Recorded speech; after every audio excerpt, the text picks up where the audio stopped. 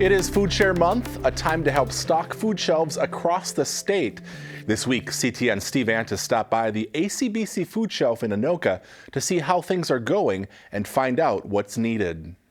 How's your day today? We want it to be like a grocery store. We want people to feel good when they come in here. With a friendly, open-door policy, the ACBC food shelf in Anoka stands ready to meet food insecurity in the community. So families coming in have increased by 25%. We've actually added some more hours to our services because we're just booked every day. Executive Director Stephanie Lehman relies on a team of volunteers to make the food shelf run smoothly. However, they are concerned about a recent shift in donations. Relative to last year, we're pretty similar on food donations. However, our financial donations have dropped by about 45%. That's a big concern given that March is Minnesota Food Share Month, a time when financial gifts are key. $1 donated in is almost $8 worth of food purchased. So we can buy more, but we can also buy very specific. So if we need toilet paper this week, we can buy toilet paper. ACBC recently became the first food shelf in the state to join the Commodities Supplemental Food Program. It provides an extra box of food each month for lower income adults aged 60 and over. What they do is they come in, they fill out a menu, and then they go in and do their regular food shop. So this is just additional food items that are really specific, healthy, nutritious food. The ACBC food shelf has been around for over 50 years, and they plan to continue their mission well into the future. We're really just thankful for our community. Thank you. You guys have a wonderful day. That was Steve Antis reporting. The March Food Share campaign actually runs until April 10th. Statewide, last year's campaign brought in more than 6 million pounds of food and more than $13 million. If you can't make it to the ACBC food shelf to donate, just drop by the Coon Rapids Civic Center on Thursday, March 24th. A drive-by food drive is taking place from 1 to 3 p.m. Non-perishable donations will be collected along with checks made out to the ACBC food shelf. The event is co-sponsored by the Coon Rapids Police Department and the Senior Center.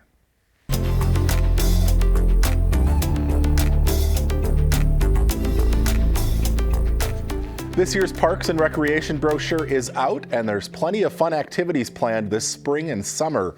The guide includes both youth and adult programs, along with upcoming community events.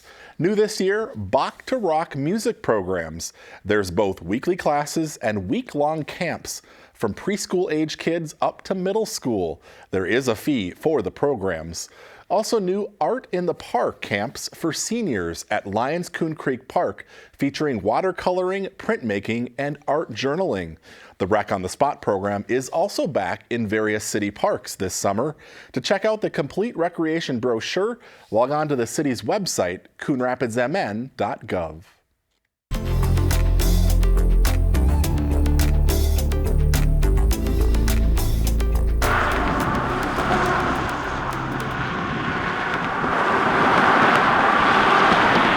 On an average day, Highway 10 through Anoka carries over 60,000 vehicles. Peak westbound traffic in the evening averages 35 miles an hour, and it's about to get worse, which is why dozens of people came to an open house for the Highway 10 Anoka construction project. It's going to have a major impact on traffic for the next 2 seasons, 2022 and 2023. Work will take place at multiple sites and intersections along the 2.5-mile stretch of Highway 10 from Thurston Avenue to 7th Avenue. It will go down to 1 lane in each direction, so there definitely will be slower traffic through Anoka. So if you have another option, you're going to probably want to explore it in the months ahead. Trees and brush along the project area have been marked for removal. This week, MnDOT began taking out any vegetation which would interfere with construction. There's a lot of coordination that went into making this project work. With the city leading the project. At the open house, the public watched a video overview of the reconstruction project. Beginning in July, vehicles taller than 10 feet will not be able to cross under Highway 10 on Thurston and Fair Oak Avenue. The low clearance will allow for the construction of overpasses to be built at these critical intersections. MnDOT and city officials from Anoka were on hand to answer questions. I came to find out more about the project, and hopefully to be able to talk to somebody about the detour routes. The plan is great, it looks good. Dan Pineski, owner of Pineski's Ski Shop, is bracing for the challenges customers will face getting to his store. It's going to benefit, making it easier to get in and out of our shop, but for 2 years it's going to be rough. Knowing the daily construction schedule will be key. We really encourage folks to sign up for the mailing list.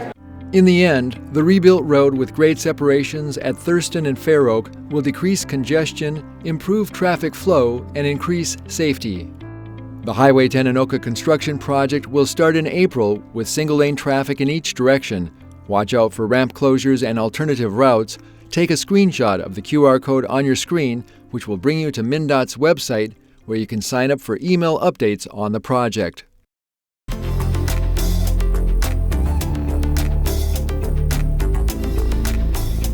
Well, we got a little place down in Tennessee. She keep the home fire burning hot, waiting for me. She's good like that, good like that, good like that, good like that. King Wilkie's Dream took the stage in the Coon Rapids Civic Center on Thursday night for the third concert in the annual Winter Concert Series. The music played is bluegrass and reflects the musical journeys of the members of the band. There's also some classic country and original music too. If you missed the show, watch for it on our CTN community channel on cable. The final concert in the series will take place Thursday, April 7th at 7 p.m. when the Brewskis perform in the Coon Rapids Civic Center. Tickets can be purchased at the door. The concert series is sponsored by the Coon Rapids Arts Commission.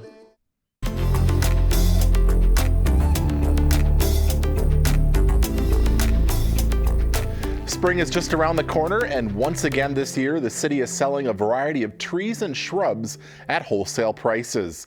There are 9 different types of trees this year, and they are selling for $100 each.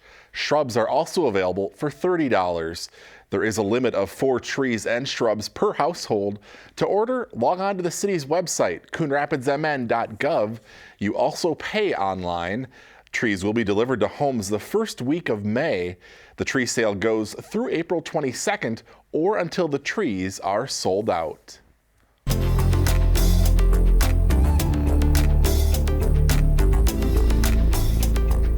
Some lucky residents are excited this week after being selected to receive a home improvement grant through the city's Front Door program. The next winner is 11041 Xavier Street. On Wednesday night, 80 addresses were selected in a drawing in the City Council chambers. The lucky winners are eligible to receive up to a $5,000 grant to put toward the exterior projects that improve their home's curb appeal. Another 25 addresses were drawn and placed on a waiting list. A total of 345 residents applied for this year's Front Door Grant program. If you missed out this time around, the city has several other housing programs, including low-interest loans, deferred loans, Home for Generations 2, and Green Homes, which is a new program. To find out more, log on to the city's website and click on Housing.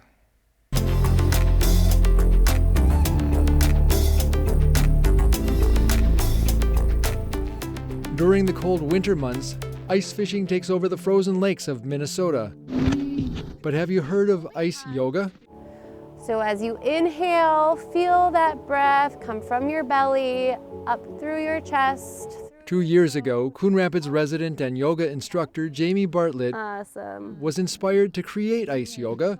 Since then, she's had a loyal following of Crooked Lake ladies who've joined her on the ice. We did it the first time and it was amazing. It was right at sunset, which is what we try to get. We had a clear night, amazing weather like it is today. Bartlett's business, All Seasons Yoga, started as a mobile yoga studio. I really love all seasons of Minnesota, and I really wanted to kind of build my company around doing yoga and moving outdoors. And you're breathing. I look forward to this every Tuesday. Melissa Laughlin has been a loyal ice yoga fan from the start.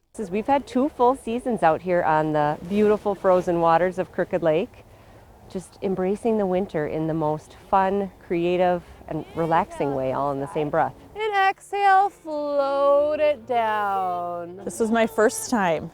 Stacy Klitz says it was a great experience. It was a nice, relaxing and rejuvenating experience, especially to be outdoors on a beautiful, clear night doing yoga.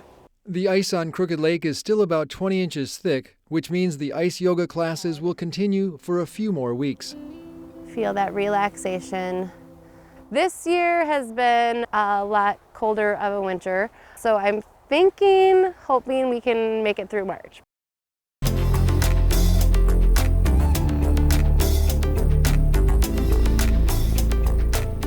Here's a quick recap of the Tuesday, March 1st City Council meeting.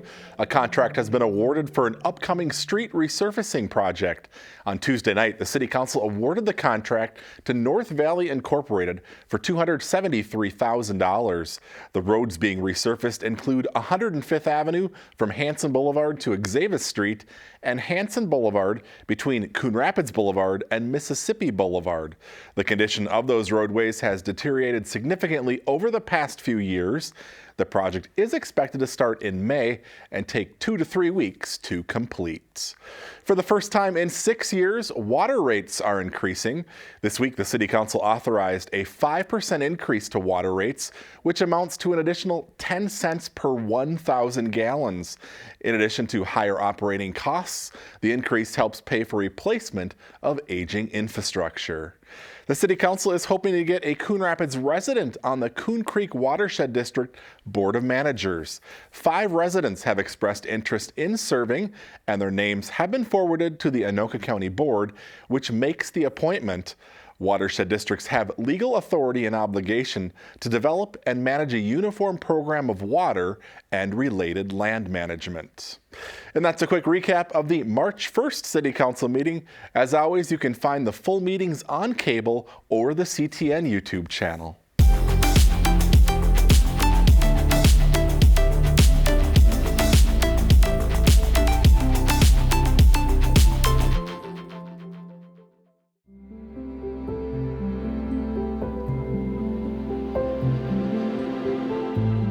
Welcome to the Coon Rapids Civic Center. We are conveniently located off of Highway 10 and Hanson Boulevard with plenty of on-site parking for you and your guests. You and your guests will enter the Civic Center through the main doors located at the south end of the City Center building. Come on in.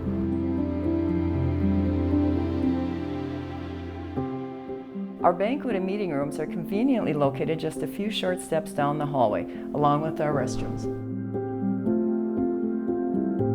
The banquet room consists of 3 separate rooms that open up to one another. When both walls are open, the room can seat up to 230 guests comfortably. Civic rooms A and B each seat 80 guests, and when the wall is open, 160 guests can be comfortably seated. Both Civic Rooms A and B have direct access to the rear courtyard with tables and seating for your guests, lawn space for games and gatherings, and the gazebo where we host many weddings throughout the year. Yes, we've even hosted a December wedding. Civic Room C is used as a meeting room during the week and as a party room over the weekend. As a meeting room, Civic Room C seats 45 attendees at classroom-style tables.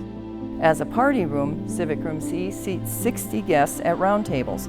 Plus, there is room for tables for food, beverages, gifts, and displays.